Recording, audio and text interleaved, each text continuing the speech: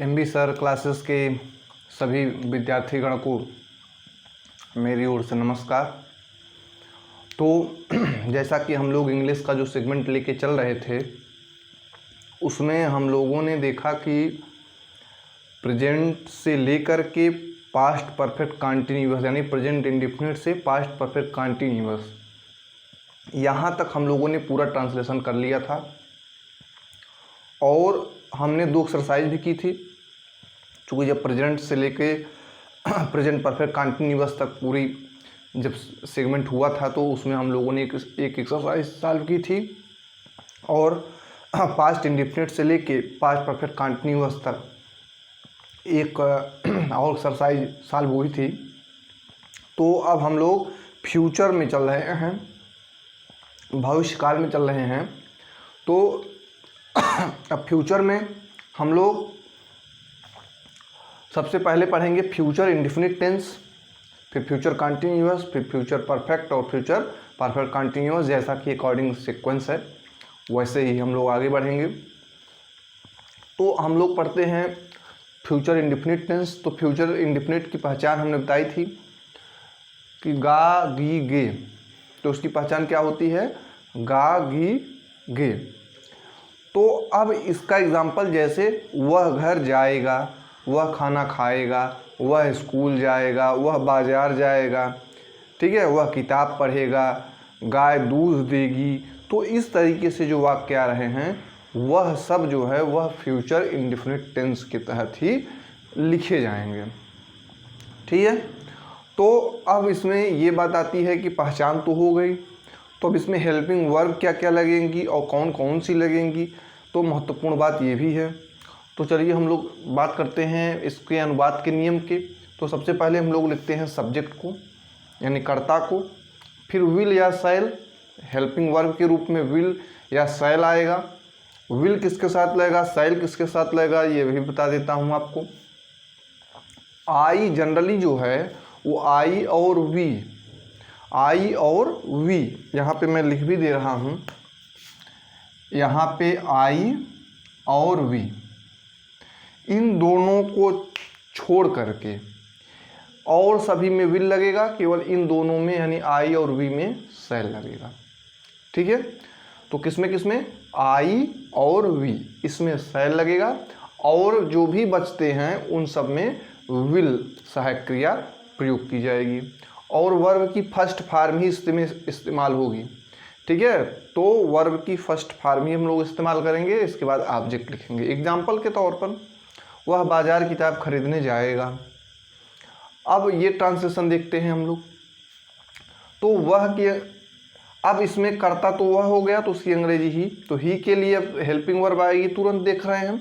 तो helping verb क्या है, विल या शैल में क्या आएगा, विल, और फिर गो टू मार्केट। अब यहाँ पे एक चीज़ मैंने बताई थी जिसमें ना ने नी सब जुड़ा होता है उसमें आप लोग टू इस्तेमाल करते हैं। तो टू लगा करके इसको पूरा जोड़ देंगे तो ये समाप्त हो जाएगा, ठीक है। उम्मीद करता हूँ आपको समझ में आया होगा। चलिए दूसरा हम ट्रांसलेशन करते हैं, उस पर ट्रांसलेशन ही हम लोग करेंगे ज़्यादा से ज़्यादा कि चूँकि आपको ज़्यादा से ज़्यादा चीज़ें क्लियर हों।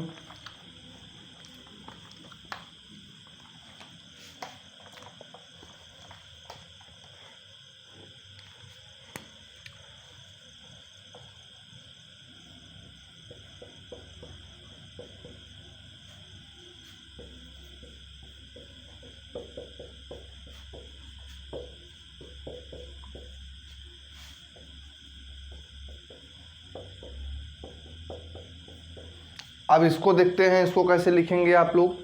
कल बाजार दूध लेने कौन नहीं जाएगा। तो अब इसको सॉल्व करने के लिए सबसे पहले आप लोग क्या देखते हैं कि जब भी कौन शब्द यहाँ पे आएगा तो वह एक वचन कर्ता के रूप में प्रयोग किया जाएगा यानी सब्जेक्ट के रूप में लिखा जाएगा। तो सबसे पहले हम लोग इसी की इंग्लिश लिखेंगे। तो इसकी इंग्लिश लिखेंगे तो कौन की इंग्लिश क्या होती है, हु। अब नहीं जाएगा तो गा आ गया, इसका मतलब है कौन सा टेंस है, वह फ्यूचर इंडेफिनिट टेंस है। तो मैंने कहा था कि आई और वी के साथ शैल लगता है और सभी के साथ विल लगेगा। तो यहाँ पे इसके साथ क्या लग जाएगा, विल। अब इसके बाद नॉट, फिर गो, अब कहाँ जाएगा। अब इसी के बाद रुकिए, अब यहाँ पे अब इसको समझ लीजिए, गो लिख दिया और इसके बाद ऑब्जेक्ट लिखेंगे तो ऑब्जेक्ट इसमें क्या होगा, तो कौन कहाँ नहीं जाएगा इसमें जोड़िए, कहाँ जोड़िए वर्ब में, तो आपको ऑब्जेक्ट मिल जाता है यानी कर्म मिल जाता है। तो कहाँ नहीं जाएगा, तो बाजार, तो बाजार क्या हो गया हमारा, वह कर्म हो गया यानी गो टू मार्केट। अब यहाँ पे दूध लेने, इसकी पूरे की अंग्रेजी होती है to take milk, to take milk, समझ में आ गया। तो टू टेक यानी जिसमें ना ने नी शब्द आएगा उसमें आप लोग क्या करेंगे, टू लगा करके इसको ऐड कर देंगे, ठीक है। तो इस तरीके से आप लोग लिख सकते हैं। चलिए नेक्स्ट हम लोग प्रॉब्लम देखते हैं इसका। आप लोग प्रैक्टिस जितनी ज़्यादा से ज़्यादा करेंगे उतना ही ज़्यादा आपको ये चीज़ें समझ में आएंगी और आप इसको पूरा कॉपी पे नोट डाउन करते चलें, जिससे कि जो भी आपको डाउट्स हो वो क्लियर होता रहे, ठीक है। चलिए नेक्स्ट ट्रांसलेशन हम लोग करते हैं।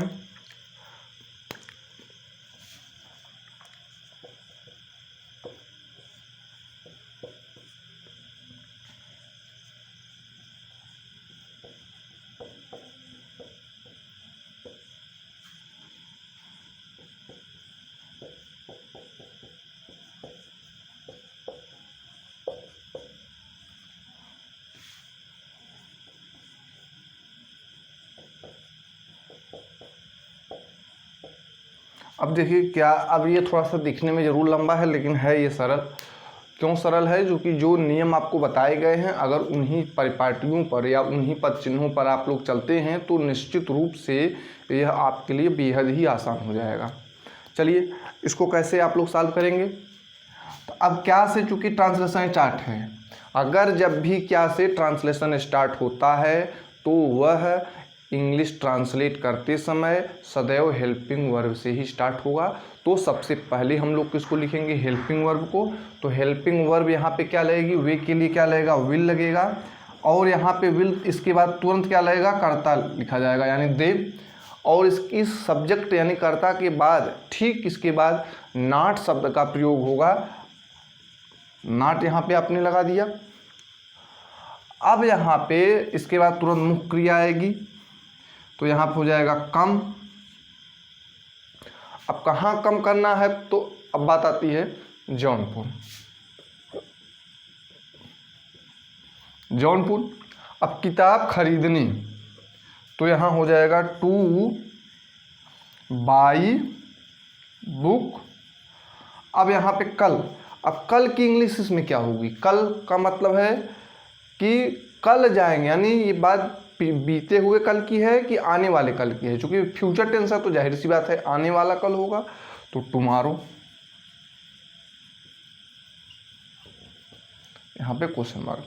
तो आई थिंक ये आपको इस तरीके से अगर आप कर रहे हैं तो निश्चित रूप से आपको समझ में आएगा।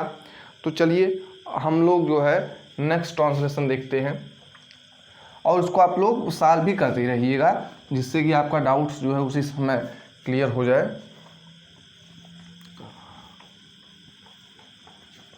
तो नेक्स्ट ट्रांसलेशन हम लोग देखते हैं।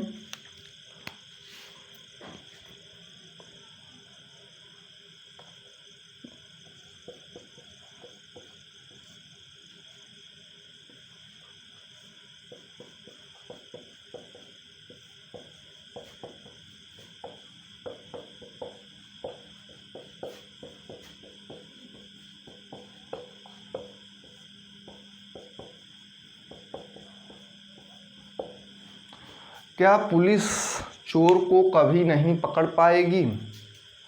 अब इसको कैसे आप लोग लिखेंगे,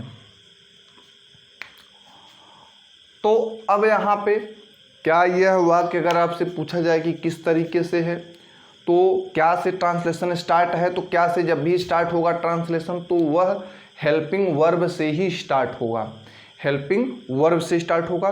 तो क्या इसमें नेगेटिव सेंटेंस भी इसको हम लोग बोल सकते हैं, अगर नहीं दिया होगा कहीं तो क्या हम इसको नेगेटिव भी बोल सकते हैं। तो अब यहाँ पे देखिएगा नहीं सब दिया हुआ है, लेकिन यह नेगेटिव नहीं है, यह केवल इंट्रोगेटिव है। इसमें अगर आप इंट्रोगेटिव प्लस नेगेटिव कहेंगे तो वह गलत हो जाएगा, क्योंकि यहाँ पर नहीं शब्द इकलौता नहीं है, क्योंकि नहीं के साथ भी कुछ आया हुआ है। आप ध्यान से देखेंगे तो कभी नहीं आया हुआ है। यह पूरा मिल करके एक वाक्य बन जाता है, और जब यह एक वाक्य बन जाएगा तो इसकी अंग्रेजी होती है नेवर। इसकी इंग्लिश क्या होती है? नेवर। तो इसका मतलब है कि नेवर लग गया तो नॉट उसके अंदर समाहित हो गया। अब यहाँ पे अलग से आपको नॉट लिखने की ज़रूरत नहीं है, और अलग से जब नॉट नहीं लिखेंगे तो यह टेंस जो है वह केवल और केवल वह इंट्रोगेटिव में ही रहेगा, निगेटिव में ये नहीं जाएगा। ठीक है, तो चलिए अब यहाँ पे, तो अब यहाँ पे क्या से स्टार्ट है? तो सबसे पहले यहाँ पे क्या स्टार्ट होगा? Will say. Will the police. अब इसके बाद क्या लिखेंगे? नेवर। नेवर। अब पकड़ना यानी कैच।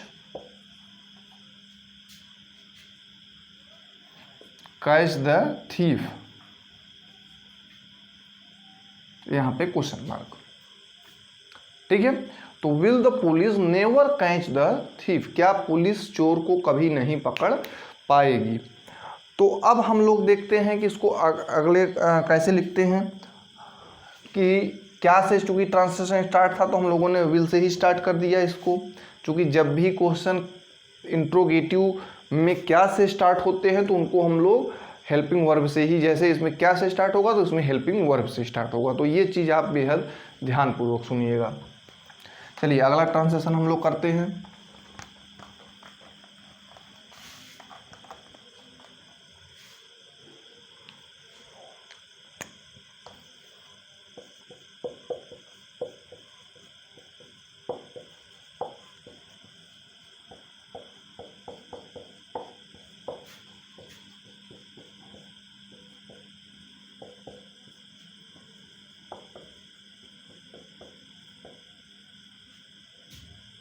वे ताज देखने आगरा कभी नहीं जाएंगे। तो इसको आप लोग समझने का प्रयास करिए। तो वे, सबसे पहले है वे, तो वे की इंग्लिश क्या होती है? दे। अब यहाँ पे बताइए कि क्या ये निगेटिव सेंटेंस है? इंट्रोगेटिव तो कहीं नहीं है, क्या, क्यों, कब, कैसे, इसमें कुछ दिख नहीं रहा है। तो इसका मतलब है कि यह जो है आपका इंट्रोगेटिव सेंटेंस में तो नहीं है। लेकिन अब क्या यह जो है वह नेगेटिव सेंटेंस है? तो नेगेटिव भी नहीं है, जो कि यहाँ पे कभी नहीं, फिर से आप यहाँ पे देख रहे हैं मिलकर के एक वाक्य बन गया है। तो जब यह मिलकर के एक वाक्य बन गया है तो यह नेगेटिव सेंटेंस के तहत भी नहीं लिखा जाएगा। ठीक है, तो अब चलिए यहाँ पे देखते हैं। तो दे, अब यहाँ पे विल, नेवर, गोट। अब कहाँ जाना है? तो सबसे पहले बात जाती है कहाँ जाना है। तो अब इसमें कहाँ जाना है भाई? तो आगरा। आगरा। क्यों जाना है? तो ताज देखने, तो टू सी द ताज। ठीक है, तो इस तरीके से अगर आप लोग लगातार प्रैक्टिस करेंगे तो आप लोग अपने आप को बेहतर स्थिति में पाएंगे। तो आप खुद ब खुद ज़्यादा से ज़्यादा प्रैक्टिस करने का प्रयास करिए। अगर कोई डाउट्स है तो कमेंट बॉक्स में ज़रूर बताइए। तो अब हम लोग अपनी नेक्स्ट वीडियो में मिलेंगे फ्यूचर कंटिन्यूअस टेंस के साथ। उम्मीद करता हूं कि यह वीडियो आपको पसंद आया होगा। तो ज़्यादा से ज़्यादा इसको शेयर करें, लाइक करें और अपने दोस्तों को भी बताएं, जिससे कि उनको भी अधिकतम से अधिकतम लाभ हो सके। चलिए मिलते हैं अपने नेक्स्ट क्लास में, जो कि फ्यूचर कंटिन्यूअस की होगी। चलिए तब तक के लिए धन्यवाद।